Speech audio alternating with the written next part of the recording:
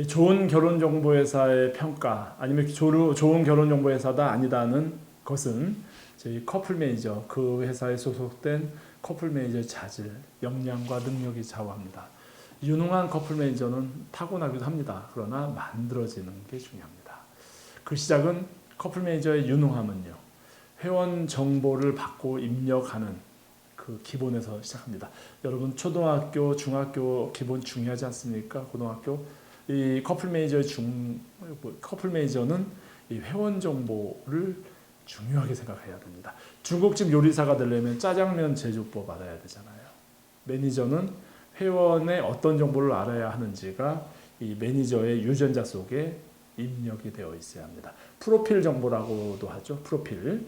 회원으로부터 프로필을 정확하게 제공받는 것은 기본 중의 기본입니다. 그러나 회원들은 결혼정보회사를 모르고 어떤 프로필을 제공해야 되는지를 모르기 때문에 커플 매니저가 그 중간에서 그 안내를 하는 건데 이 커플 매니저가 이런 항목에 대해서 정확히 이해를 하지 못하면 회원도 미로에 빠지고 커플 매니저도 절대 좋은 커플 매니저가 될 수 없습니다. 보통 프로필하면 나이, 학력, 직업, 경제력, 외모 이렇게 생각을 하지만 한 사람을 구성하고 있는 프로필 정보는 수없이 많습니다.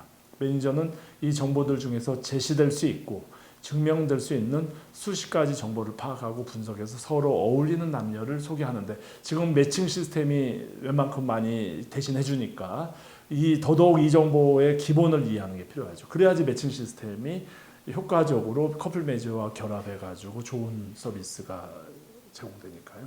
회원 정보는 크게 네 가지로 생각을 하세요. 수평적인 조건, 수직적인 조건, 부모님 정보, 재혼 정보입니다.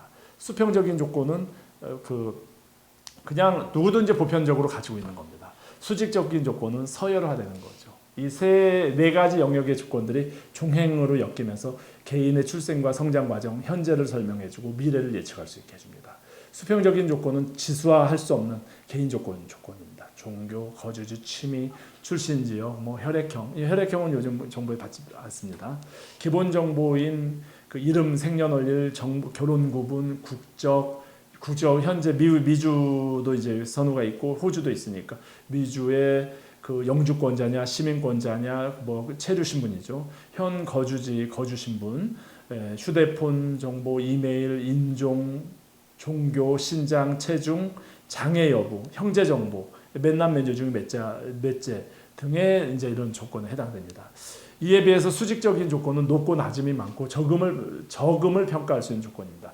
개인의 사회 경제적 성취로 인식되는 부분이죠. 바로 이 수직적인 조건이 결혼정보회사에 또 회비랑 연결되고 소개와 연결되는 현재 그런 과거의 시대는 앞으로의 시대는 저 수평적인 조건이 중요하지만 그 전 시대는 이 수직적인 조건에 의해서 소개를 많이 했습니다. 대표적인 게 학력, 직업, 경제력 등을 말하죠.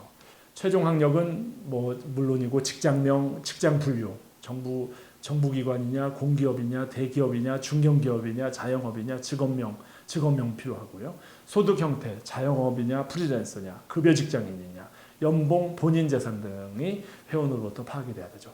세 번째는 부모님 정보입니다. 배우자 만남에서 가정 환경은 큰 비중을 차지합니다. 한두 자녀밖에 낳지 않는 시대 분위기 속에서 부모님의 성취는 자녀에게 대물림이 되는 경우가 많죠. 그래서 어떤 부모의 딸, 아들이라는 것은 중요한 정보가 됩니다. 부모님의 성취도는 만남을 결정하는 겁니다. 여기에서 부모님이 성공하신 분들은 플러스 알파, 성공하지 않으신 분들은 그냥 본인의 그 개인적인 정보, 그러니까 항상 회원에게 유리한 쪽으로 우리가 파악을 해서 소개를 할 수 있겠죠.